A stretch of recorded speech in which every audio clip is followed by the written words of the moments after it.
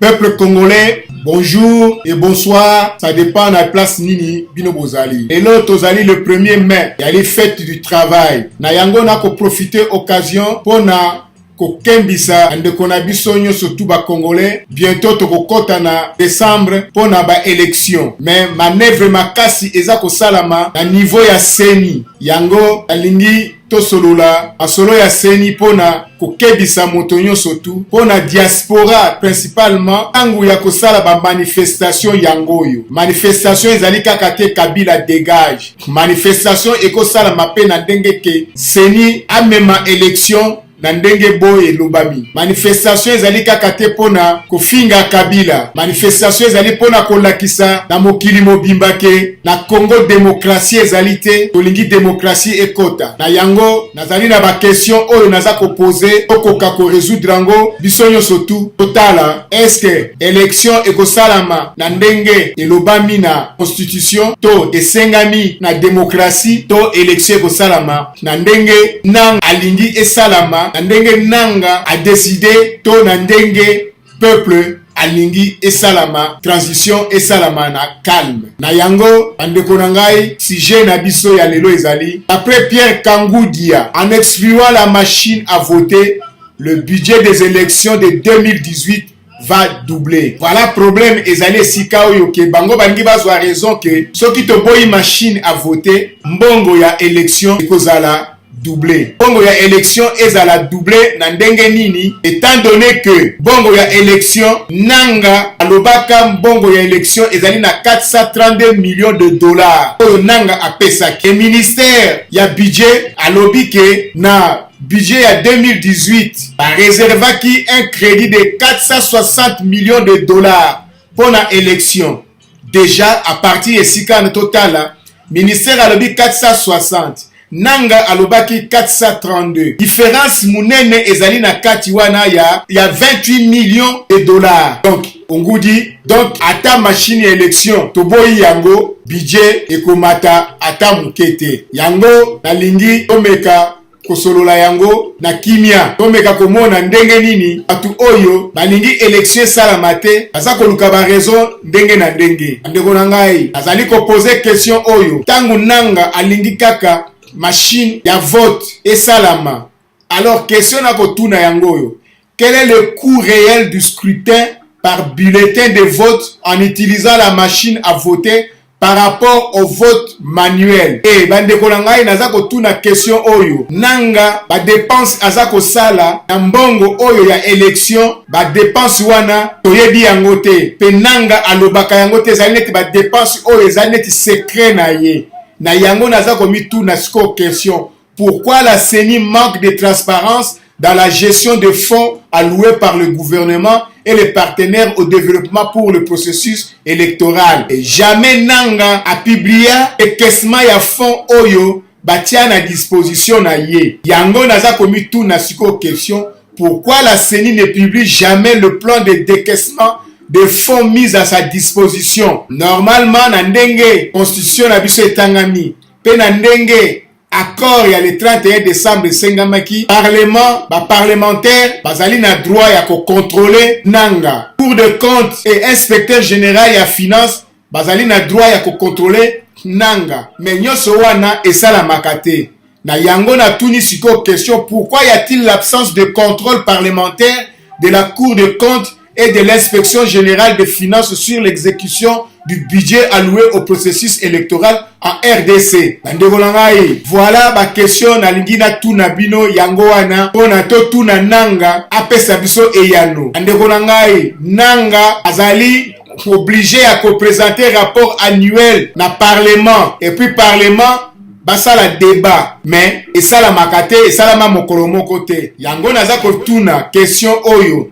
Pourquoi les rapports annuels de la CENI déposés au Parlement n'ont fait à ce jour aucun débat à la plénière ni d'émission d'enquête parlementaire. Alors na ba question yo soto na uti ko tuna bandeko na ngai soki bolandi yango boétudier yango bien bokomona ke ozali diriger na mafia ba mafioso nde bato baza ko diriger biso na ndenge bango balingi na kanai et soki to sakani to bimi libanda batindi ba policier ba soda na bango ba policier politique ba militaire politique baye ba beti biso ba masasi to kufi to kimi to zongi sima bango balobi ba gagner. Alors Pierre Kangoudia a se trompé qu'en exprimant la machine à voter, budget des élections de 2018 va augmenter alors que total na budget oyo nanga pesaki budget à 2018 et pesi alors différence ezali à 28 millions de dollars. On a etikali donc ekoki kosala biloko wana c'est-à-dire ministère à budget a pesi na budget à 2018 tozali na crédit à 460 millions de dollars. Oyo ministère alobi 460 mais nanga alobi 432 millions de dollars pour na élection yoso tout, c'est-à-dire que na crédit soki nanga azui 432 millions de dollars na crédit na biso tokotikala na 28 millions de dollars ekotikala na crédit.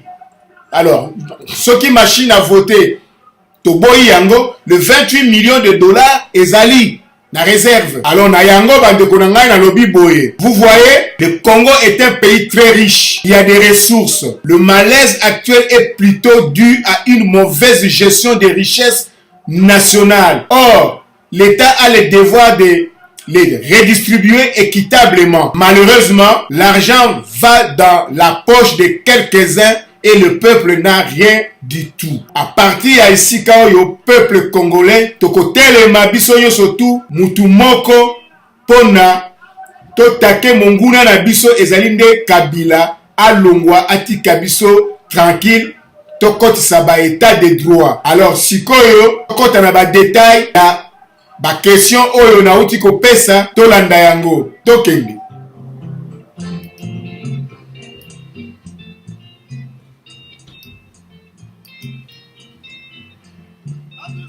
Andeko na ngai sikoyo tokota siko na mojindo ya bamakambo nyonso tout, mais avant toute chose nalingi tosolola liboso na budget ya 2018. Toyeba budget ya 2018 est-ce que eko permettre biso tosala élection nyonso tout ndenge elobami total. En République démocratique du Congo, le budget 2018 alimente les doutes sur les échéances électorales de 2018. Pourquoi encore le doute? Ezali budget, déjà budget ngozala ba doute. On a ni doute. Le président Joseph Kabila a promulgué le budget 2018 qui accuse une baisse de 10,5% par rapport à l'année précédente. L'année précédente, c'est-à-dire 2017. Budget à 2017 et l'équipe budget à 2018. Pourquoi? Au lieu budget à 2018 et l'équipe budget à 2017, budget à 2017 et l'équipe budget à 2018. La recette n'y surtout à 2017. Oui, ça va en 2017. Ezali Wapi. Tolanda. La loi des finances pour l'exercice 2018 atteint 10 313,3 milliards de francs congolais. Environ 5 milliards de dollars. Contre 11 524,5 milliards l'année précédente. Soit une baisse de 10,5% en monnaie nationale. En dollars, la réduction du budget atteint 35% en raison de la forte dévaluation des francs congolais au cours de 2 dernières années. C'est-à-dire, le budget était de 6 milliards de dollars en 2016, de 7,7 milliards de dollars en 2017, d'après le communiqué de la présidence, et 5 milliards de dollars en 2018. Donc, robotali gaga budget ngondenge ezako pata bo comprendre que batu bazana na gouvernement na pouvoir baza bata mayuya. Donc bazo sala ba budget imaginaire atia ba chiffre boy. Sambulo to tia ba chiffre boy. Mais mbongo penza ezako mona na te. Ezako kena ba poche ya bac. De quoi alimenter le doute sur l'organisation de la présidentielle l'an prochain. Pourtant, c'est bien avec ce budget que le gouvernement congolais compte financer les élections générales à hauteur de 432 millions de dollars. Bandeko nangai, bomoni tozali na budget pour 2018 budget ya 5 milliards de dollars. Na kati ya 5 milliards de dollars, il faut tolongola 432 millions de dollars pour organiser l'élection. Est-ce que la dépense mususu ekozala te? Est-ce que na fuka nango de 432 millions de dollars et qu'on met la manaba dépense mususu te? Tolanda. Cette baisse qui n'est d'ailleurs pas la première qu'on a eue ces dernières années est liée aux turbulences au niveau des bourses mondiales, notamment la situation du prix du cuivre et du cobalt qui sont parmi les ressources principales avec lesquelles la RDC achète des devises sur le marché international. Donc c'est-à-dire que baisse oyo et salamina diminution ya prix ya cuivre na cobalt parce que Congo cuivre na cobalt nde ezali ba matière première oyo biso tosombaka ba devise. Donc tango cuivre na cobalt ekiti na marché mondial, alors biso sikoyo bambongo nyonso tu oyo tosalaki banda 2001 oyo Kabila azwaki pouvoir ti na 2017 eloko moko basalaki ezali te, mbongo ezali te. Ndenge nini Kabila azali au moins na 250 sociétés ye na ndeko na ye? Ndenge nini ndeko na ye ya mobali asalaka musala moko te mais atongi hotel Zoé, atongi hotel ya kosakana te na Luanda pe azana ba richesse oyo ekoki na niveau na yete? Ndenge nini ndeko na ye ya mwasi azali na mbongo oyo Jeannette azali na mbongo oyo ekoki na niveau na yete? Po tata na bango azalaki milliardaire te po atikela bango héritage. Ndenge nini mwasi ya Kabila azana ba entreprise ba société ya minene lembe? Ndenge nini bana ya Kabila bazali na bambongo na ba banque koleka batu oyo baza kosala? Et na moya lelo baloba na biso ke à cause ya cuivre na cobalt mbongo ekoti te, alors budget na biso moyen ezala penza très important ezali te. Donc cela est certainement un point fort qui a mis de la pression sur l'économie nationale congolaise. Donc la baisse du cuivre et du cobalt. Est-ce que l'élection est sans intervention extérieure? Le budget 2018 de la RDC ressemble à un petit morceau d'os au milieu d'un immense plat de riz pour une population estimée à plus de 85 millions d'habitants. Pour une population de 85 millions d'habitants, le budget est de 5 milliards. Manque d'industrie. La République démocratique du Congo ne possède aucune industrie d'exportation. Et les immenses matières premières dont regorge la RDC sont très mal gérées et redistribuées. Au problème économique et au conflit armé dans l'est du pays vient s'ajouter une crise politique qui ne cesse de secouer le pays. Na est ya pays babomaka tout le temps. Ba groupe koma ya ndenge na ndenge bazoya ko benga na ba population ba villageois parce que ba village na est ya pays ezali likolo ya ba minéraux. Alors ba minéraux nyonso tout oyo eza na Congo ezali répertorié. Biso tozalaki colonisé par des Belges. Banani bazali na carte ya économie ya Congo. Il fait ça ba Belge. Banani bayebi ba point nyonso tout oyo richesse na biso ezali. Alors combat ba guerre wana esilaka te. Communauté internationale bayebi yango. Bakoki kotinda force oyo ekoki pona ekene ko arrêter yango. Batindela biso MONUSCO. Baso ba genome moko ba recruter na kati ya ba village na kati ya ba ville moko boye batindela biso sous forme ya ba MONUSCO ba soldats MONUSCO. Or ce sont des civils maquillés en militaire parce que bazo ko tenir tête na ba vrai ba rebelle te ba vrai ba militaire. L'opposition soupçonne l'actuel président congolais de vouloir rester au pouvoir au-delà de ses 2 mandats constitutionnels. Ce n'est pas soupçon, mais le président Alingi Kokindete. Vu que le calendrier électoral est en place avec de nombreuses étapes qui vont aboutir à des élections prévues fin décembre 2018, la grande préoccupation est de savoir comment financer les différents scrutins et notamment les scrutins régionaux. Voilà, ça c'est la grande question, la grande préoccupation est de savoir comment financer les différents scrutins et notamment le scrutin régionaux avec 5 milliards de dollars dont 432 millions de dollars pour les élections. Une double incertitude. D'une part, la situation financière est extrêmement compliquée pour les élections de 2018. D'autre part, le doute persiste sur la contribution des partenaires internationaux de la RDC. Les partenaires internationaux de la RDC, bakotia mbongo ndenge nini, tant que bayebi nani oyo na kaya Kabila ako se présenter comme président de la République. Est-ce que Kabila ako se présenter alors que mandat na ye Cécile ou ako présenter un dauphin mais bango balingi kombo ya dauphin te ou un remplaçant na kati ya parti na bango. Et en plus Kabila balobi ke bako financer élection bango moko avec 5 milliards de dollars. Bandeko na ngai, vous voyez, le Congo est un pays très riche. Il y a des ressources. Le malaise actuel est plutôt dû à une mauvaise gestion des richesses nationales. Or, l'État a le devoir de les redistribuer équitablement. Malheureusement, l'argent va dans les poches de quelques-uns et le peuple n'a rien à pour. Ce n'est pas besoin raison que ya baisse ya prix ya cuivre na cobalt. Ndeko na ngai, ozoko mona ngwa na poto ba chemin de fer ndenge ba koyiba ba cuivre. Bazoko kata koyiba ba cuivre. Pas comme mona ngo. Donc c'est que Congo, quelle que soit diminution ya prix ya cuivre, ils ont vendu du cuivre. Na combien? Quel que soit na 1 euro. Mais combien de tonnes vendues? Mbongo ezali wapi? Cobalt, quel que soit diminution à cobalt est très important. Il a toujours recherché. Et ils ont vendu combien de tonnes en 2017?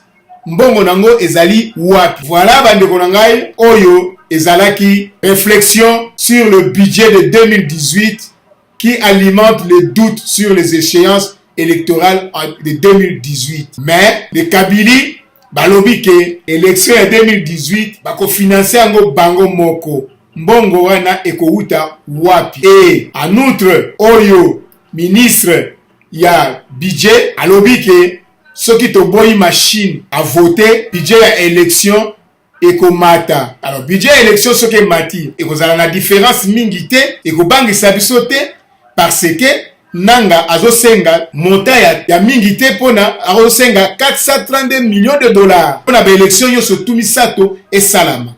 Alors que budget il y a 2018 ils ont prévoir montant il y a 460 millions de dollars. Donc il y a 28 millions de dollars, il y a plus que Oyo Nanga a demandé. Donc na kati ya kesi ya l'État écotique à la 28 millions de dollars.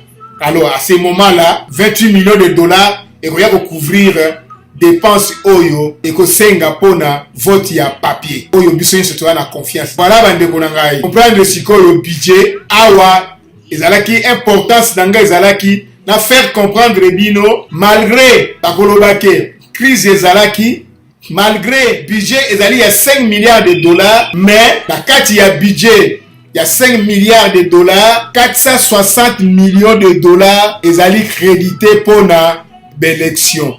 Alors que Nanga a besoin de 432 millions de dollars. Donc c'est-à-dire que la caisse il y a l'État écotique à la 28 millions de dollars, il y a réserve en cas où il y a élection. Voilà les camarades à faire comprendre le bino yango wana. Pour expliquer ngai na sens wana vrai ou faux. Donc c'est-à-dire que malgré 5 milliards de dollars élection ko sala makaka ba créer ce problème sous pour budget et lobby 460 milliards alors nanga a besoin de 432 millions de dollars. Budget et puis 460 millions de dollars. C'est-à-dire que il y a la différence, il y a 28 millions de dollars oyo ekotika là comme réserve dans le cas où il faut augmenter budget ya nanga ekosimba. Pour élection ya papier jamais il faut coûter plus de 28 millions de dollars parce que machine électorale yango moko ezali na plus de 105 millions de dollars. Au monde un peu plus loin mais mbongo wana tango to futi on a machine ya papier na machine te to resolve ça là on a ndenge ya papier. Donc problème moko ezali te. Alors ministre ya budget Monsieur Pierre Kangoudi qui dit que en excluant la machine à voter le budget des élections de 2018 va doubler. Ce n'est pas le budget de 2018 qui va doubler. Non. Parce que recensement c'est Salamaki. Parce que scrutin c'est Sombamaki.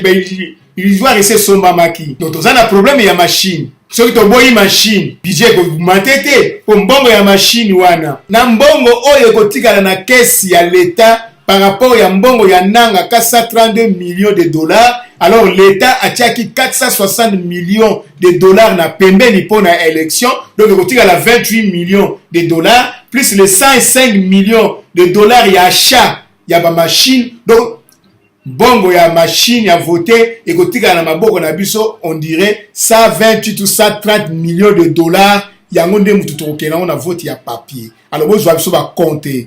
Voilà bandeko na ngai première explication na ngai yango wana topema tolanda mususu eloko nini bakoloba. Siko tokolanda, le rythme de décaissement de fonds risquerait de retarder les élections. Pourquoi? Total. Voilà, peuple congolais, natika kibino na esika ke total la kambo oyo ya rythme ya décaissement ya fonds. Les deux ONG, ODEP, Observatoire de la dépense publique, na AETA, agir pour des élections transparentes et rapides. Bazali ko kebisa biso ke rythme ya décaissement ya fonds eza ko risquer pona ko retarder ba élection oyo tozali ko nzila na 2018. Ndenge nini pona nini tolanda. Le risque de décaissement des fonds risquerait de retarder les élections. Critique à l'égard de la CENI, les deux ONG interpellent l'ONU sur les incohérences dans le décaissement des fonds alloués à la CENI pour les élections de 2018. Agir pour des élections transparentes et apaisées, AETA, et l'Observatoire de la dépense publique, ODEP, des organisations de la société civile, travaillant respectivement dans les secteurs de la gouvernance électorale et des finances publiques, craignent que les rythmes de décaissement des fonds alloués à la CENI puissent retarder la tenue des élections. Le plan d'engagement budgétaire de la CENI pour la période de janvier à mars 2018 prévoit un financement de 159 milliards 746 millions 760 565 francs congolais ou 88 millions 92 401,3 dollars américains. De ce montant, la CENI a reçu 31 681 297 dollars américains, soit 35,96%. C'est-à-dire, entre janvier et février, CENI a encaissé 9 31 297 dollars américains. Et puis, en mars, CENI a encaissé 22 650 000 dollars. Il se dégage à un écart de 56 411 104 dollars. Ce mauvais décaissement de fonds à la CENI risquerait d'occasionner un retard dans l'organisation des élections en décembre 2018. Bandegonangai, awa problème ezali. Le DONG Oyo a été na ODEP alobike mbongo oyo esengeli CENI azwa mbala moko po asala ba makambo oyo ekoki pona kosalela CENI azwi yango nyonso tute. Alors tant azozwa mbongo wana nyonso tute. Donc il y a incohérence. Donc il y a absurdité na kati ya bongo wana. Donc mobulu ekoki kozala tokende na élection te. Po plan ya engagement ya budget ya CENI pona période ya janvier na mars 2018, et au Senga, montaya 159 milliards 746 millions 760 565 francs congolais. Oye Sengeli Seni Azwa, na francs congolais, ou 88 millions 92 401,3 dollars américains. Voilà mbongo oyo Seni akokaki kozwa na janvier na février. Mais eleki ndenge nini? Mbongo ya 88 millions 92 401 dollars,3 Seni azwi kaka 31 millions 681 297 dollars américains, soit 35,96% ya mbongo oyo CENI akokaki kozwa. C'est-à-dire entre janvier na février, CENI azwaki 9 31 297 dollars. Et dans le mois de mars, Seni a eu 22 650 000 dollars. Et Zangi, 56 411 104 dollars. Alors, dans le modèle, il y a décaissement Oyo. Tout ça qu'on risque que tout soit retard dans l'organisation. Il y a élection en décembre 2018. Voilà, makambu Oyo, les deux ONG Oyo, bazo landa ba problème Oyo. Pour les deux ONG wanezali, AETA, et l'Ikolobake, AETA signifie agir pour des élections transparentes et apaisées. ODEP signifie Observatoire de la dépense publique. Bangomi bale wanande, bazako akize, Seni et Paya, ONU, on a incohérence, Oyo zako salama, na décaissement ya fonds alloué à la CENI pour les élections 2018. Mais bande wonangai, biso ba Congolais, il faut to tika to bosa na ba bloko kwa ba ONU wana parce que ONU ezali terrain moko, toko zali na veto te, ozali pamba eloko moko osala ezali te. Kuna ezali terrain ya ba veto. Un grand criminel, batu oyo bazo sala komoni sabso passe na Congo. Bango nyonso tout baza na ba droit de veto. Okoki kosala rien, oki russe tomboli veto na ye. Alors Kabila azali na russe. Okoki kosala rien na ONU, soki chinois atomboli veto na ye. Alors que ba chinois bango nde mutu baza ko massacrer sikoyo richesse na biso na kati ya Congo. Économie na biso na kati ya Congo. Chine aza ko mema même mabele ya minéraux na biso. Azo zo mine na mabele. Azo kumba nyonso tout. Biloko oyo tant tokoma tranquille de tokolandelango. Mais pour le moment, mboza makolomi ne atlandaka nzela moko. Problème na biso ezali Kabila dégage. Soka longwe tokolanda siko makambo na ndenge kokeli. Tozali na ba intellectuel, ça ba bima ebele na poto, na Amérique, na Afrique même, na Asie, tozali partout. Avant Congo ezalaki na difficulté parce que ba intellectuel bazalaki penza te ba cadre tosangaka ba cadre mais na moya lelo yo ata ba ouvrier toza ba ouvrier oyo penza bazali ba ouvrier penza donc professionnel ba ouvrier vraiment qualifié tango mboka ezangi ba ouvrier qualifié eza mboka moko eya na sous-développement biso pour l'instant Congo ezali sous-développé mais tango Kabila kokende tozongi biso nyonso tout na Congo na ndenge ke tokesi koyo pona ko travailler pona Congo esika wana toko umela te bandeko na ngai tokanga motema tobengana mutoyo tosangana totika biloba loba ya pamba pamba oyo nyonso to atiki Kabila azongi siko na lignema na ye tokoyamba ye to bunda to longola mutoyo. Alerte ces organisations dans un mémorandum adressé au secrétaire général de l'ONU Antoine Guterres. Antoine Guterres azali kaka arbitre na ONU. Le secrétaire général na ye ezali pona kovandisa batu basuloba loba esili ye azali na décision mon côté. Décision ezo ute pa ya batu baza na veto.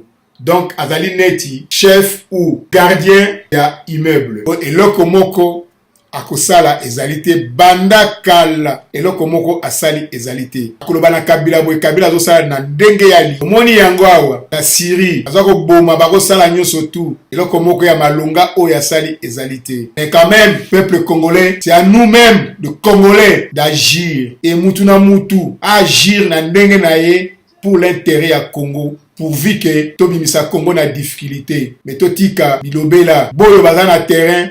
Il faut tous avoir un respect na bango. Biso toza en dehors, to protéger bango, to décourager bango te. Voilà. En dépit du décaissement, l'ODEP accusait également la CENI de manquer de transparence dans la gestion des fonds alloués par le gouvernement et les partenaires au développement pour le processus électoral. L'ODEP note que la loi des finances de 2018 fixe les prévisions des dépenses pour les opérations électorales à 840 milliards de francs congolais, soit 460 218 264,3 dollars américains au taux moyen de 1813,4 francs congolais pour $1 américain et 72 milliards 536 millions de francs congolais, soit 40 millions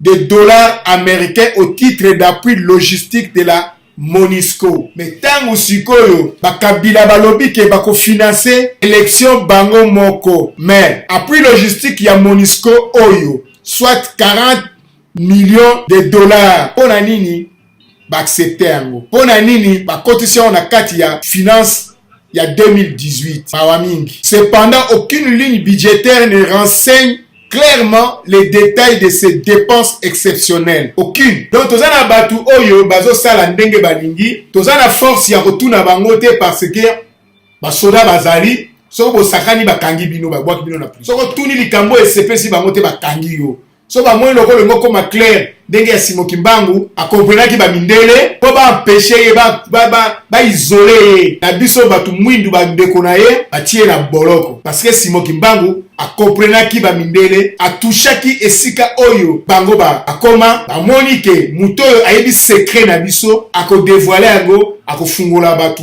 congolais misu. Il faut tout isoler. Bah isoler dengue moko. Cependant, aucune ligne budgétaire ne renseigne clairement les détails de ces dépenses exceptionnelles. Pour l'ODEP, les données budgétaires doivent être exactes et s'appuyer sur des estimations connues du public. Elles doivent également garantir que le gouvernement dépense les deniers publics sur les priorités approuvées, réduisant ainsi la marge de corruption et d'inefficacité, indique un document rendu public en janvier 2018. Alors, document wana, parlement, ba député oyo biso to vota ki pona ba défendre les biso. Monaki document oyo to te. Bandeko na ngai. Tous les députés oyo bazali na moi ya lelo yo. Bazali ko sala na moi ya lelo yo na parlement, na sénat, na ba sénateur, na ba député,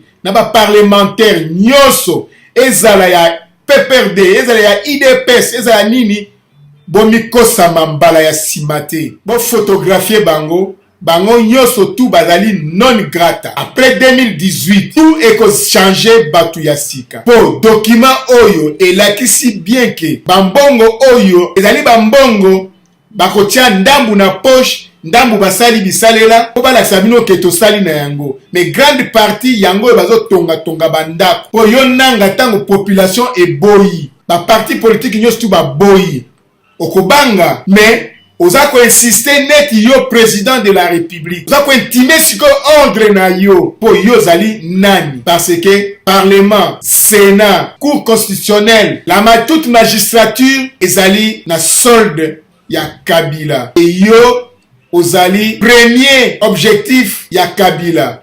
Sans yo Kabila akoki kosala rien na kati ya tricherie ya ba élection. Yo nde mutu ali chef d'œuvre na yango. Mais ekosukela yo mabe, tu finiras mal sans le savoir. Et loko nini koyela yo lobby to lelo. Par ailleurs, les autorités congolaises avaient annoncé à l'issue de la dernière interinstitutionnelle le 24 mars 2018 avoir bouclé le montant financier de combien? De 5 milliards de dollars budget et de 460 millions de dollars pour les élections. C'est ça le montant permettant au gouvernement congolais de financer les élections. La CENI avait présenté le 7 décembre 2017 le budget électoral détaillé et rationalisé de 432 millions de dollars américains relatifs aux 3 scrutins de décembre 2018, hormis les reliquats relatifs aux opérations d'enrôlement. Les reliquats, hormis les reliquats, c'est-à-dire que ce qui balobi, hormis les reliquats, ça c'est pour dire à monsieur Pierre Kangoudia, ministre des budgets, que en excluant la machine à voter, le budget des élections de 2018 ne va pas doubler. Il faut pas nous tromper. Voilà, quand oyo, il y a décaissement, il y a fond, tokoki ko risque que et retarder élection il y a 2018. Yango na tenaki na faire comprendre bino yango, bo pesa ba point de vue na bino po yango eza baka oyo diaspora combattant résistant au lieu de discuter biloko ya pamba ndenge naza komona bozo discuter Katumbi, Félix, nini yango eza baka ya kosala manifestation marche contre décaissement ya fonds et alerter opinion internationale et avertir gouvernement à améliorer situation et ananga azala clair na budget oyo aza kozwa. Et voilà bandeko na ngai koyo itika tozala tranquille tolanda réflexion na biso ya groupe d'études sur le Congo GEC alingi nini pe alobi nini pona problème ya CENI tolanda. Voilà peuple congolais, vous êtes toujours na CENI pour le moment vie na biso eza ko dépendre sikoyo na CENI ou nanga amona biso ke tozali bali oyo ye akiko kosa biso te o nanga a partir ya moment oyo amoni ndenge na soda na ba policier baza ko mate ba marche na peu du temps ndenge baza ko massacrer population nanga azui avantage et orgueil ya koloba na biso na ndenge ya lingi nanga aza komona lokola ke Kabila azali Dieu le Père ya azali Dieu le Fils. Et na yango toki ole liborodo robima makwanza lelo te décision ya nanga ekozwama après le 23 décembre 2018 esika moto ya nanga tokotia yango amesa oyo akozwa yango liboso a gagné loterie. Le groupe d'études sur le Congo, GEC, projet de recherche basé au Centre de coopération internationale de l'Université de New York, s'est montré très critique vis-à-vis notamment du budget alloué à l'achat de la machine à voter et à la procédure de passation de marché à ces propos. Andéolangai, montant oyo. Peuple congolais, balobaki que budget na biso ya 2018 et kitaki parce que cobalt na cuivre valeur nango na marché international et kitaki. Yango wana budget na biso ezalaki na 5 milliards de dollars. Yango sikoyo cobalt na cuivre est remonté na marché pour le prix oyo ya liboso. Donc na yango ezongi na ndenge penza.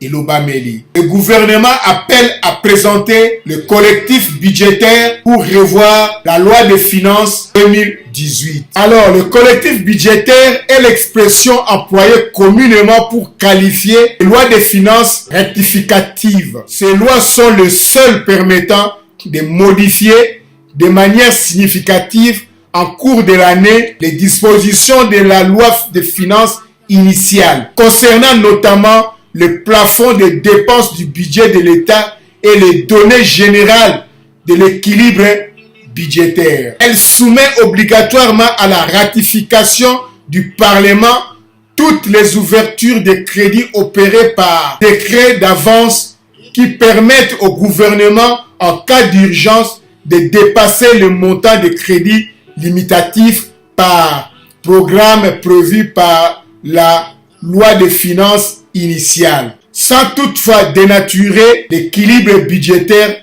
qu'elle définit. La loi des finances rectificatives sont présentées en partie ou en totalité dans la même forme que la loi finance de l'année. Article 35 de la loi organique du 1er août 2001 relatif aux lois des finances. Des documents justifiant ou détaillant les dispositions qu'elles contiennent doivent leur être obligatoirement joints. Exemple, rapport présentant les évolutions de la situation économique et budgétaire. Les collectifs budgétaires soumis au Parlement en cours de l'année permettent de traduire une nouvelle orientation de la politique économique et budgétaire, notamment lorsque des élections législatives ont provoqué un changement de majorité, mais aussi de s'adapter à la conjoncture économique lorsqu'elle modifie les conditions d'exécution de la loi de finances initiale. Traditionnellement, un collectif budgétaire est présenté en fin d'année, collectif de fin d'année, afin de régulariser le montant des crédits et de procéder aux ouvertures et aux annulations des crédits nouveaux en fonction de l'exécution de la loi de finances initiale. Voilà, Bandeko Nangai, que c'est un collectif budgétaire. Maintenant, pour comprendre yango, tokende sikoyo, torieba nini gouvernement alingi. Le député national Henri Thomas Lokondo demande au gouvernement de déposer un collectif budgétaire afin de réajuster la loi des finances pour l'exercice 2018 suite à la révision à la hausse des cours des matières premières, principalement le cobalt. Pour lui, les prix ont doublé après l'adoption du budget de 2018. Bandeolangai, omoni na kati ya gouvernement na biso, batu oyo baza ko travailler pona intérêt ya mboka bazali. Batu lokola ba Thomas Lokondo, Henri Thomas Lokondo, député oyo banda kolanda ye, atiaka vie na ye na danger sans que a paniquer, sans que a douter, sans que a se rendre compte que ba risque oyo azozwa et que coûter cher ton famille na ye, parce que dernièrement même femme na ye alaka attaqué, ye moko azalaki pe menacé. Alors a combattant aux à la calme, batu oyo bazozwa ba risque penda face ya danger ngo na katakine bazali neti ba Henri Thomas Lokondo. Le cobalt est à 91 500 $ américains la tonne. C'est mercredi 18 avril 2018. Selon London Metal Exchange, 91 500 $ la tonne. Le prix de ces minéraux ne cesse d'augmenter sur le marché depuis le dernier trimestre 2017. Parti de 40 000 $ américains au début du dernier trimestre 2017, ce produit a atteint un record impressionnant sur le marché. Pour le député Henri Thomas Lokondo, il s'avère important de revisiter la loi des finances. Est-ce que Bakabila, Bakondima, ezali sikoyo bambongo oyo, ezali kokota na ba poche na bango, yango moni bazolo bake to financer élection biso moko. Nous demandons au gouvernement de nous présenter un collectif budgétaire tel que l'exige la loi. Ça c'est Thomas Lokondo. Les prix ont doublé et le gouvernement doit conformer la loi des finances par rapport à la réalité du marché. Le cobalt est considéré aujourd'hui comme métal stratégique, ce qui signifie en d'autres termes que la fiscalité a changé par rapport à ce que nous avons voté. Mais il y a aussi d'autres produits miniers qui ont augmenté de prix comme le cuivre et l'or. Tout marche, tout baigne au Congo. Mbongo ezali wat. Voilà pourquoi Kabila alingi kolongwate. Voilà la raison. Mais batu oyo bamisusu baza pembeni na ye baza kozwa ba miette mutu lokola Henri Mova eske amona kakutu bambongo ya cobalt ayebi ndenge pasaka ayebi batikeli avantage moko ya ba miette ba jeune oyo ya PPRD ya Kinshasa bazo kufa nzala bazo ganga rice umela bayebi bien que soka zongi na ndaku $100 bapesi ye ekosala combien de jours. Et le nouveau code minier a revu à la hausse la redevance de 2% à 3,5% et pour des produits stratégiques à 10%, et cela doit avoir des incidences sur l'augmentation des recettes fiscales, a indiqué Henri Thomas Lokondo à desco.com. Lors de son allocution le 5 janvier dernier devant les sénateurs, le ministre des Mines Martin Kabweloulou avait donné des indications sur la production du cobalt entre 2017 et 2020. Le tableau en annexe présenté par le ministre indique que la production du cobalt était de 86 923 000 tonnes en 2017. Le tableau en annexe présenté par le ministre indique que la production du cobalt était de 86 923 tonnes en 2017. Selon les prévisions, la production de la RDC pourra atteindre 105 000 tonnes en 2018, 123 128 en 2019 et 140 230 en 2020. Pour la période allant de 2018 à 2020, les prévisions de production sont projetées de l'ordre de 450 300 tonnes. Bande on a tant bozo yoka ba chiffre oyo. Ndenge nini Kabila alinga alongwa. Po amesana kozwa eza ya ye, po na ye siko eza ya ye. C'est lui le grand maître. Alongwa po na batu mususu ba ya ko diriger yango. Mais yazo kozwa po na ko tia na poche, po na richesse na ye. Yazo kozwa po na ko faciliter Rwanda est développé, Zambie est développé, Tanzanie, Ouganda, Burundi et Congo. Na budget à 5 milliards de dollars. Est-ce que Akolinga, Korevoir, budget wana, Tolanda, dans sa tribune envoyée le 6 avril dernier à desco.com, le professeur Kabange Kongolo de l'université de Kinshasa avait affirmé que le nouveau code minier prévoit un impôt de 50% sur le super profit lorsque le cours des matières premières connaissent un accroissement remarquable supérieur à 25% par rapport aux prévisions projetées dans l'étude de faisabilité. Une situation qui pourrait, selon lui, permettre à la RDC d'augmenter ses revenus.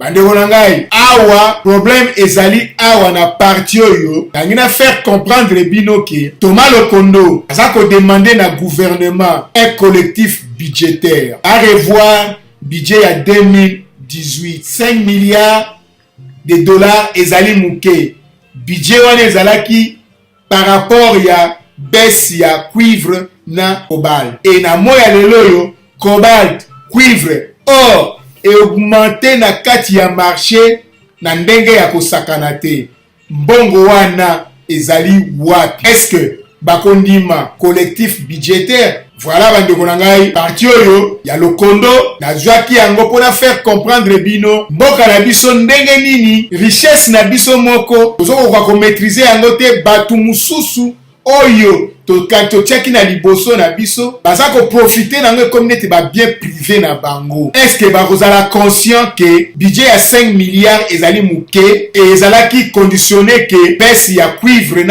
na cobalt mutu et permetaki que to voter budget ya 5 milliards et sikoyo lokola marché ezongi to revoir budget yango wana ezali paire de manche mususu Tolanda titoyeba situation yango oyo ndeko na biso Henri Lokondo abimisi un collectif budgétaire soki ekosimba to ekosimba te alors awa monsieur Kangudia a répondre na Lokondo eloko nini penza akoki kosala ndimi collectif budgétaire to andimi yangote. Alors le 23 avril 2018, question orale adressée à Kangudia sur la plus-value budgétaire occasionnée par la hausse du prix de cobalt. Tolanda, Adegolangai, voilà, et pas Tokomi. Voilà, Adegolangai, Tokomi sikoyo na point oyo, question orale adressée à Kangudia sur la plus-value budgétaire occasionnée par la hausse du prix du cobalt. Bref, Toussaint Alonga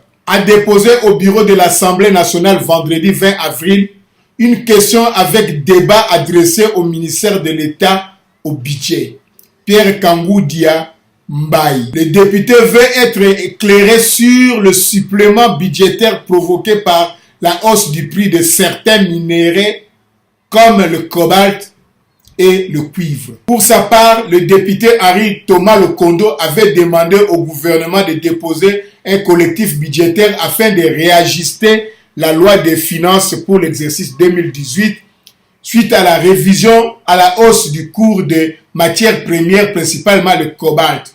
Pour lui, les prix ont doublé après l'adoption du budget 2018. De son côté, Toussaint Alongo veut également avoir des explications sur la différence de taux d'échange. Il dit ne pas comprendre les raisons pour lesquelles les recettes de l'État sont taxées au taux du jour, soit 1600 francs congolais pour $1, tandis que les dépenses publiques, dont la paye des agents de l'administration publique, s'opèrent à 930 francs congolais pour $1. Boza komona ke awa problème ezali nini? Problème ezali ke Toussaint Alongo, un député, a demandé le supplément ya budget provoqué par la hausse du prix de certains minéraux comme le cobalt et cuivre. Donc, tango prix nango emati, bambongo bazui wana, supplément nango bati wapi, ezali wapi. Ezali droit na ye député atuna, na ministre a justifié, bambongo ya cobalt oyo, na augmentation nango, ba recette nango, ezali wapi. Mais na gouvernement ya Kabila, ozana droit ya kotuna nango te po komona nango te. Kuna ezali makambo yanko. Bakopesa yango te komona nango pete tali yo te. Yo zali député vanda kuna na député na yo. Et dans l'entretemps Thomas Lokondo alobi il faut arrêter la révision, il y a loi des finances, il y a 2018. Et dans l'entretemps Toussaint Alongo azako tuna ba recette ya l'état ezali taxé na taux ya 1600 francs pour $1. Mais tandis que batu ya l'état bazako futa bango na 930 francs congolais pour $1. De 1600 à 930 bandeko na ngai ezali kozwa bato babeti bongo sikoyo bino olie totala ke tozali diriger na bato moko na groupe moko ya ba rebelle bango tubaki ba rebelle tosangisa ba effort na biso pour to lutter contre bato oyo etali likambo ya politique te o politicien nini te biso nyonso tu oyo azali congolais par tous les moyens tukana moyen na yo ndenge nini oki ko défendre ko bunda po na mboka na yo tala ba réalité eza ko passer na mboka yango ke oyo vani na télévision ou na vidéo oza koloba babiloko ya pamba ko critiquer batu tala yango l'état aza ko taxer na 1600 francs congolais pour $1 mais aza ko futa batu ya l'état na 930 francs congolais pour $1. Donc azozwa combien ondimi ke mundele en Europe akeko travailler na Congo pour profiter de la main d'œuvre. Mais yo Congolais, l'État congolais, on profite de la main d'œuvre y a ba Congolais. C'est la dictature. Comment est-ce que tout le coup là, jeune oyo ba na pépère de bazola ta ba béret en rouge, baza ko sepele na babiloko, ça c'est la réalité baza ko vivre yango. Baza d'accord nango comment? Voilà oyo na ju passage biloko oyo pona ko faire comprendre ba diaspora oyo baza ko loba pamba trop. Vous avez passé tant d'années à expliquer biso Félix Siboye. Voilà la réalité oyo ils ont passé na terrain yango. Cobalt mati, mais mboka cobalt na cuivre exactement na te. Baza ko demander ba la collectif budgétaire est-ce que ba ko sala yango. Donc on ngai il faut raisonner bien. Tondima ba n'importe quoi te. Voilà, passage oyo ndenge nini tokokiko changer quotidien ya population na biso. Bandeko na ngai otiko yebisa bino ke Toussaint Olanga na Thomas Lokondo aza koyebisa gouvernement bameka ko revoir la loi des finances, bameka ko revoir budget ya 2018 parce que prix à la matière première cobalt, cuivre et or ezali a augmentation moko ya makasi. Toussaint Olanga azako tuna ndenge nini l'état azako taxé na toya 1600 francs pour $1 alors azako payer Bajan administration publique na toya 930 francs pour $1. Alors, Tolanda ministre ya budget na question oya de Kondo pour un collectif budgétaire. Alors, ministre ya budget Kangoudia alobi nini. Voilà bandeko na ngai, hausse du prix du cobalt. Un collectif budgétaire ne se justifie pas aujourd'hui, estime le ministre du budget. Un collectif budgétaire ne se justifie pas aujourd'hui. Mais pourquoi, Hollande? Certains députés souhaitent que soit déposé à l'Assemblée nationale un collectif budgétaire afin de réajuster la loi des finances pour l'exercice 2018 suite à la hausse du coût des matières premières, principalement le cobalt. Du côté du gouvernement, la question n'est pas à l'ordre du jour. Voilà, question ezali na ordre du jour te. Mais Lokondo posaki yango Tolanda. Toussaint Alonga avait déposé au bureau de l'Assemblée nationale le 20 avril une question avec débat adressée au ministère de l'État au budget Pierre Kangoudia Mbouy. Le député veut être éclairé sur le supplément budgétaire provoqué par la hausse du prix de certains minéraux comme le cobalt et le cuivre. Pour sa part, le député Henri Lokondo avait demandé au gouvernement de déposer un collectif budgétaire afin de réajuster la loi des finances pour l'exercice 2010. Suite à la révision à la hausse des cours des matières premières, principalement le cobalt. Pour lui, les prix ont doublé après l'adoption du budget 2018. Dans une interview accordée à Desco.com, Pierre Kangoudia Mbouy s'explique. Oyo azali ministre ya budget. Alobi nini? C'est une matière extrêmement complexe. Aller vers un collectif budgétaire voudrait dire que nous soyons dans une situation de déséquilibre ou de rupture totale des paramètres qui ont concouru à l'élaboration du budget 2018. Mais pourtant, alobaki bango moko ke budget 2018 ezali mouke parce que cuivre na cobalt et perdre ba valeur na yango na marché. Et lelo yo ministre Kungudi alobi ke azali na rupture totale ya paramètres te. Bien sûr, mais est-ce que la recette et koti ezali ya combien? Pourquoi Thomas Lokondo a demandé collectif budgétaire soka azali na ben formation sur les entrées à cobalt na cuivre bazali député batu oyo bazali na source informa qui pour akosenga ngobo ya zali na minéré que aibi que azana mine kuna ou non azali place ba marché zo sala maté mais en tant que député à cause de la source nae pourquoi a demandé yango.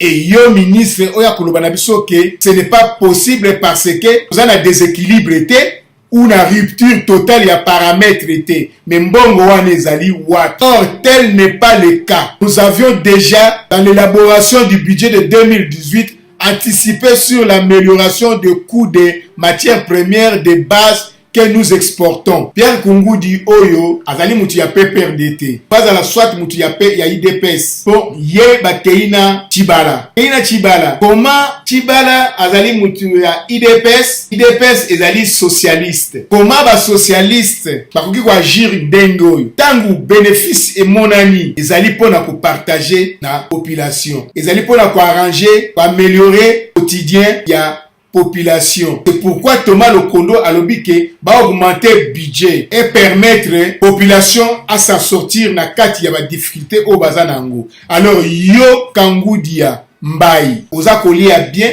oui non et déranger paramètres et rupture totale ya paramètres ezalité et provoquer situation ya déséquilibre donc on bouge rien totika la kaka na budget oyo il y a 5 milliards bien plus. Le ministre estime qu'un collectif budgétaire ne se justifie pas aujourd'hui.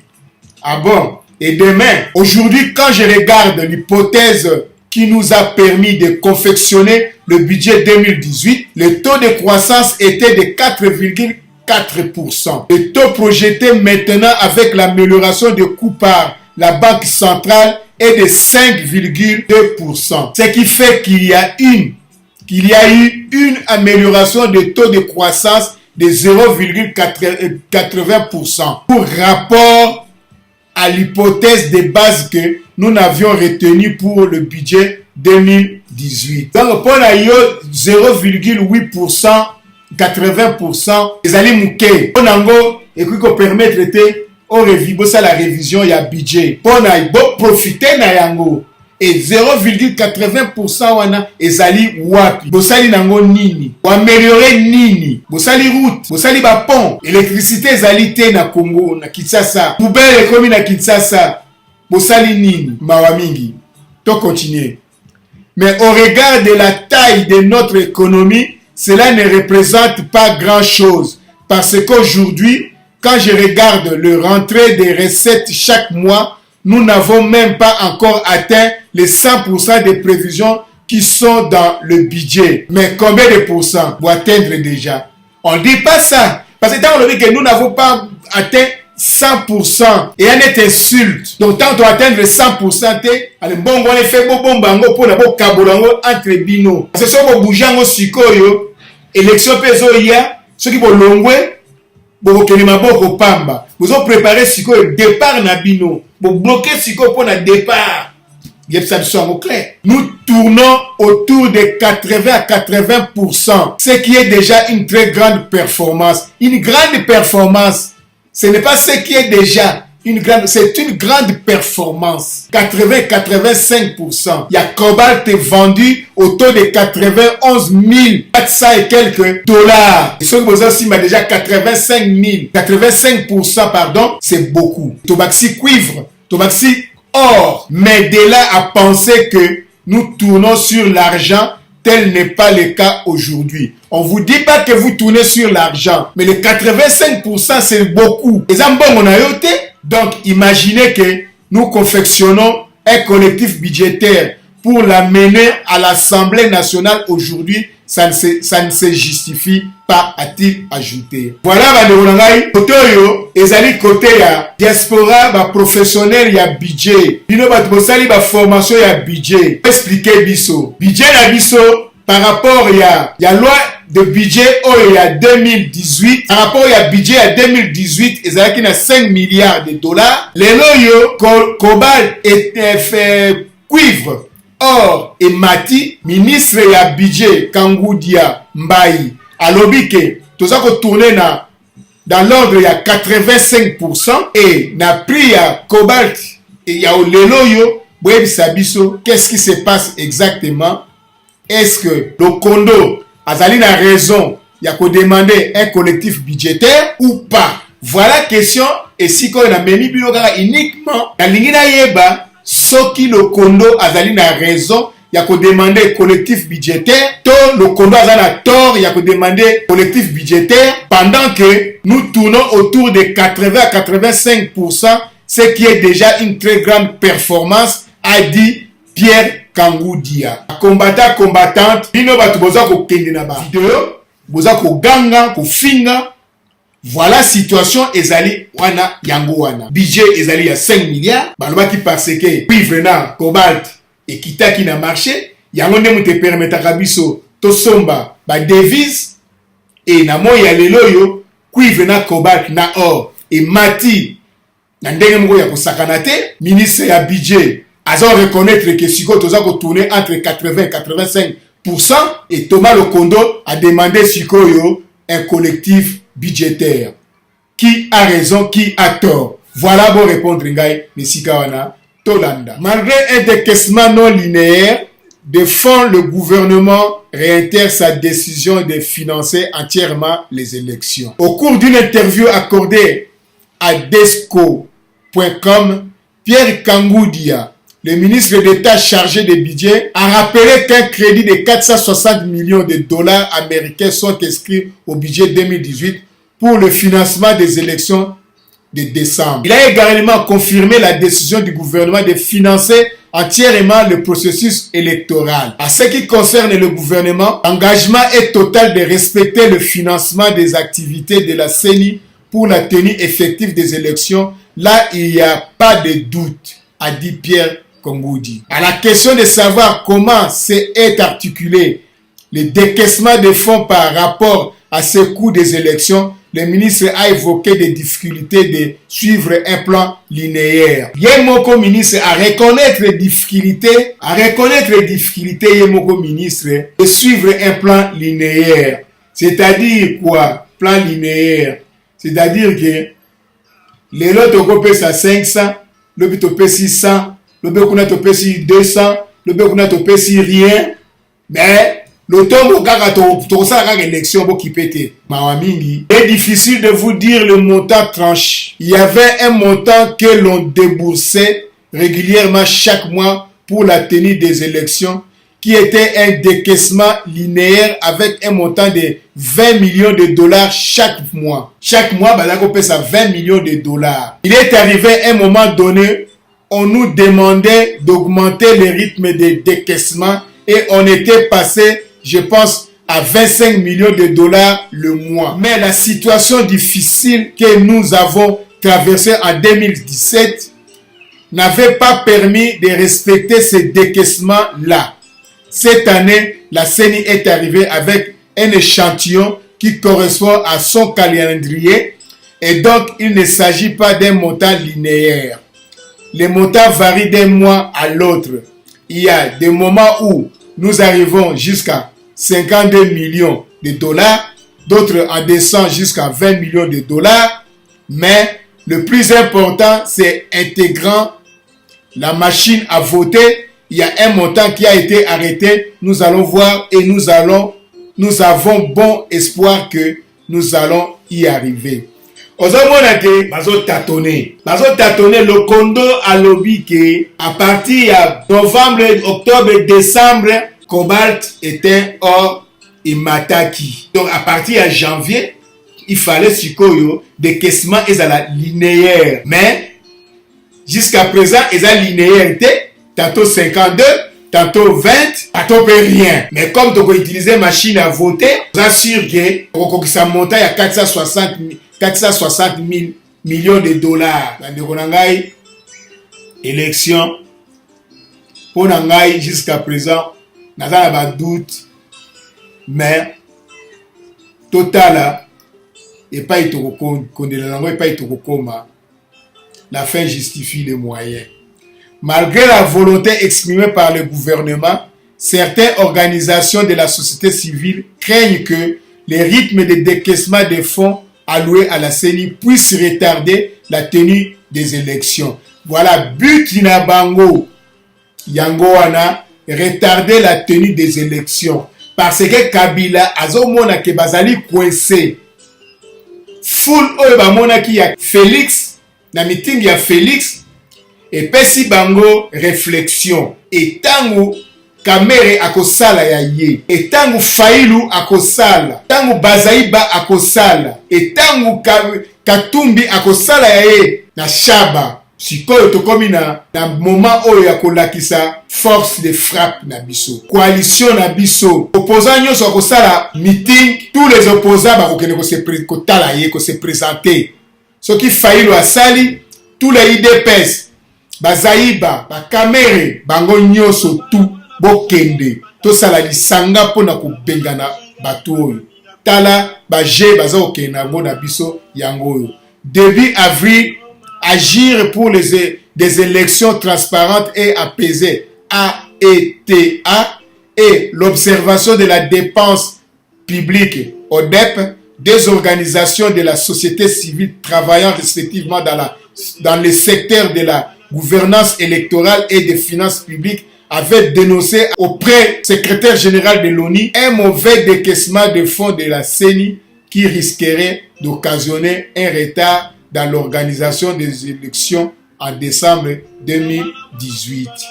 Voilà, bandeko nangai, situation oyo ya élection ya 2018. Tu yango pona bo comprendre, bo condamner teke yo to condamner Katumbi, to condamner Félix, to condamner Kamere, to condamner Bazaiba, to condamner Failu. Mutu ya ko condamner awa azalite. Baza ko bunda, ndenge to ko bunda biso yo surtout. Mais Batu oyo baza na pouvoir, tant que la police, les militaires, les soldats, tant que les renseignements généraux, ils ont à côté la bango, baza na force de frappe, pour qu'on s'expose toujours na danger, il faut sikoyo, diplomatie et kola. Il faut stratégie et lenda. Il faut toi arriver à détourner ba policier na biso, ba militaire na biso, ba comprendre que peuple azako bunda pona motonyo surtout ala la bien ali a bien akol sambana ne bien na y compris bino ba policier to ba militaire. Yango na tina Félix Salobaki bo bete la ba policier maboko parce que jouana police azwaki ordre mal donné te. Police azwaki ordre bien donné. Yango police azalaki na protection totale la population. Police azalaki na service ya population. C'est-à-dire ba policier oyo ba exécutaka ba ordre. C'est-à-dire ba mercenaire ya Kabila ba bimisaki bango te. C'est-à-dire banamura ba bimaki te ba tikaki bango na camp. Alors ezali débit ya makambo nyonso tout ya kimia et permettre ba opposant balakisa ke politique penza yango oyo. Bandeko nangai, tenir les élections cette année est essentiel pour attirer les investisseurs. Harriet Baldwin, ministre britannique pour l'Afrique, estime que les élections crédibles cette année sont importantes pour attirer les investisseurs en RDC. Au cours d'une conférence de presse organisée à Kinshasa ce jeudi 12 avril 2018, à l'issue de sa visite de 3 jours, Harriet Baldwin a martelé sur l'importance d'organiser les élections selon le calendrier de la CENI, c'est-à-dire le 23 décembre 2018. Le monde est prêt à investir en RDC. À ses habitants, et son économie. C'est seulement grâce aux élections que nous allons poser les bases de cette croissance future et de la stabilité qui assureront un avenir plus prospère pour tous les Congolais. Et c'est normal, mais ballon ezali na camp ya Kabila. Kabila a raté l'occasion d'aller nyonso tout à reconnaître yango azalaki entouré na batu ya Mobutu oyo bakwesaka Mobutu azali entouré na ba rebelle batu ya M23 batu ya tout ça ba rebelle oyo basalaki ba rébellion na côté ya Katanga ya nini ya Ituri ba Burundi ba M23. Donc azalaki entouré na batu oyo akokaki kosala succès te. Soki azalaki mayele tango mandat nesilaki na 2016 angaki a libéré pouvoir tôt ou tard akokaki ko récupérer pouvoir, mais sikoyo na ba acte asali azali mutu ya kokangama mutu ya prison abomi trop alinga te akolongwa pe akokangama. Voilà epaye aye komitika. La RDC se classe à la 27e place continentale à l'indice Africa Investment Index présenté par le Quantum Global Research Lab en marge du Africa CO Forum organisé le 26 et le 27 mars à Abidjan en Côte d'Ivoire.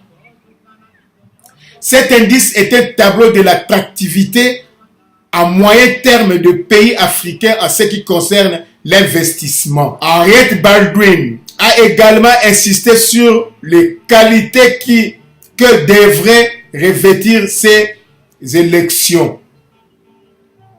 Il est essentiel que des élections crédibles, constitutionnelles et inclusives se tiennent en décembre 2018. Comme la communauté internationale l'a clairement fait savoir, la mise en œuvre intégrale de l'accord de Saint-Sylvestre de 2016 qui engage toutes les parties à la tenue des élections fixées au 23 décembre 2018 est essentielle. Ces élections doivent être crédibles et constitutionnelles et aboutir à la première transition pacifique et démocratique du pouvoir jamais réalisée en RDC. C'est-à-dire la libération de Frank Diongo, la libération de Jekoko, la libération de Diomi Ndongala, la libération de Bouyambo, la libération de tous les combattants de l'IDPS accusés abusivement que ya Kamuna Sapu, et la libération des réfugiés politiques de Katumbi et les autres. C'est ça au babengaka accord de Saint-Sylvestre. Et c'est ça au balobi qui engage toutes les parties à la tenue des élections fixées le 23 décembre. Frank Diongo est responsable de parti politique. Pendant son séjour en RDC, le ministre britannique a non seulement rencontré les politiques, mais aussi le monde des affaires. Pendant que tozo lobake ba élection, tant que tozo tala makambo ya ba seni na kuzu bazako boma batu na ndenge ya kosakana te. Pour na sukisa, voilà le 30 avril 2018. 6 morts et 19 blessés lors d'une fusillade à Goma. Mais ndenge ni tokeli na élection tangu Goma, Ituri, ba côté kuna nyoso, chaque jour ba groupe armé ezoya ko bomba batu. Tangu baza ko bomba, Kabila yo zali chef des armées. Voilà échec na yo.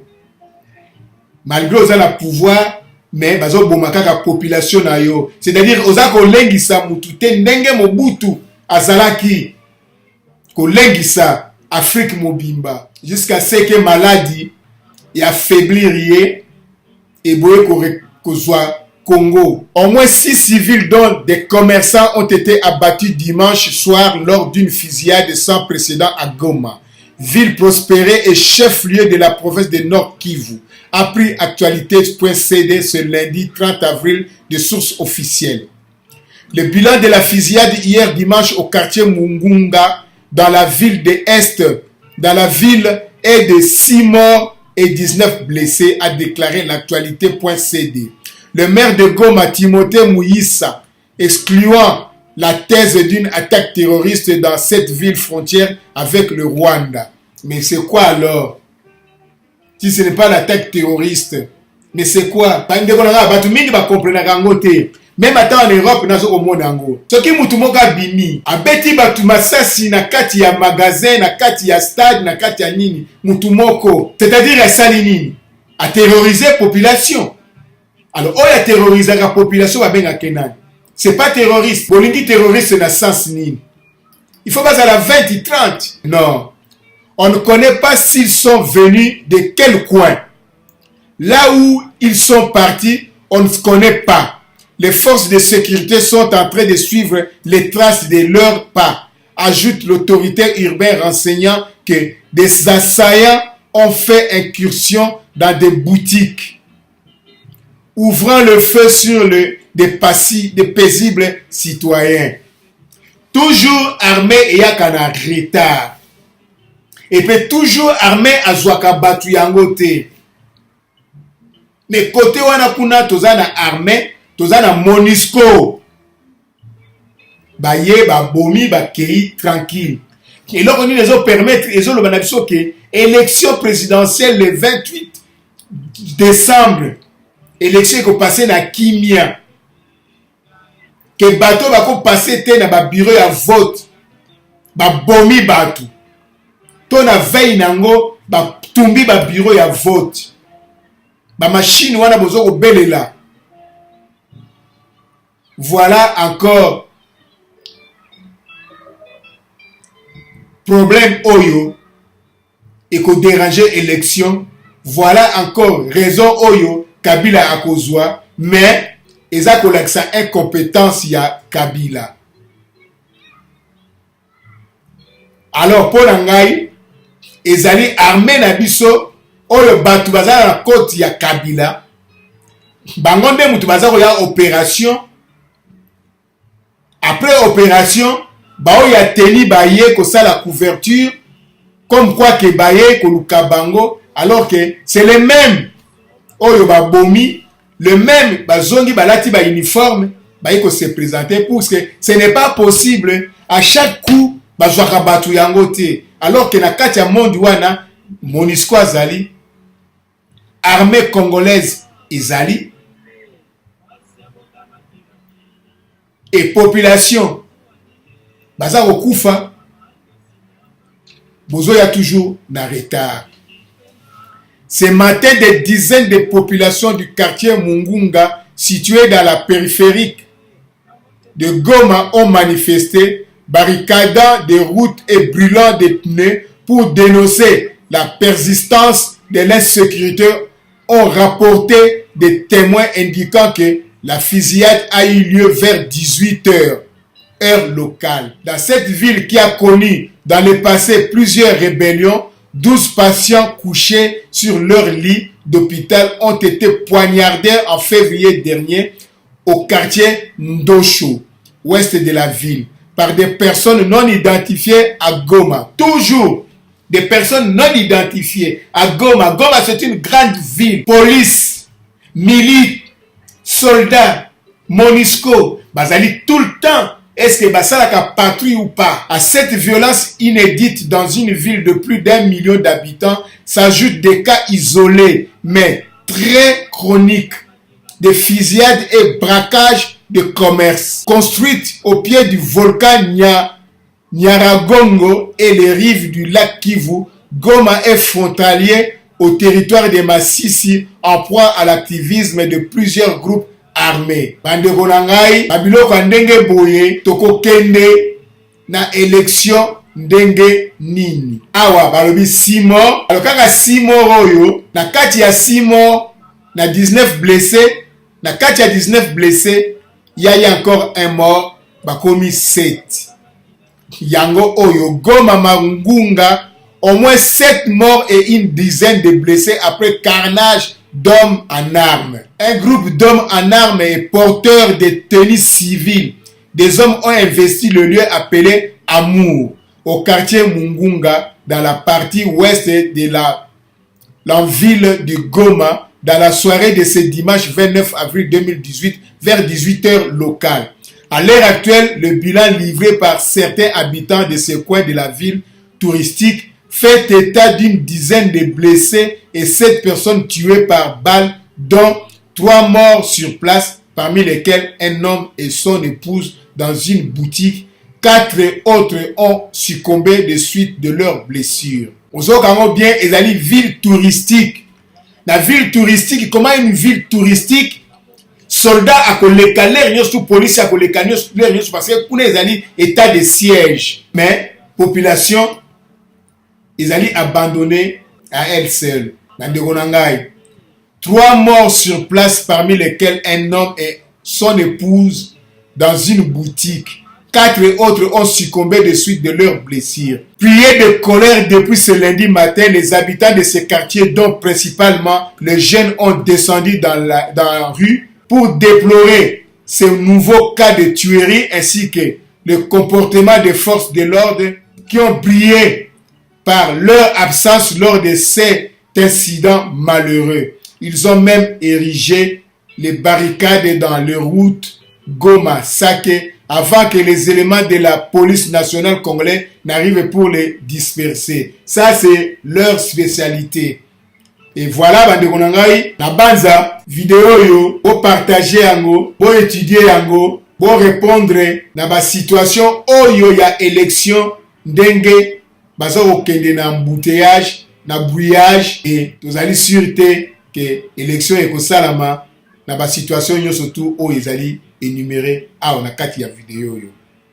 Botikala malamu, ba courage na bino, conseil na pesi bino. Pour appuyer tous les opposants, quel que soit opposant, il y a Kabila, faut qu'on appuyer. Tina ya kofinga ezalité, toluka ba elema nini, oyo, Kabila na batu na bango, baza ko préparer pour na élection et raté na 2018. Voilà, et loko bango baza ko lukande yango wana, que élection est raté na 2018. Et ça la raison moko boye pour ba reporter yango token de transition sur transition ingeta butikala malamu.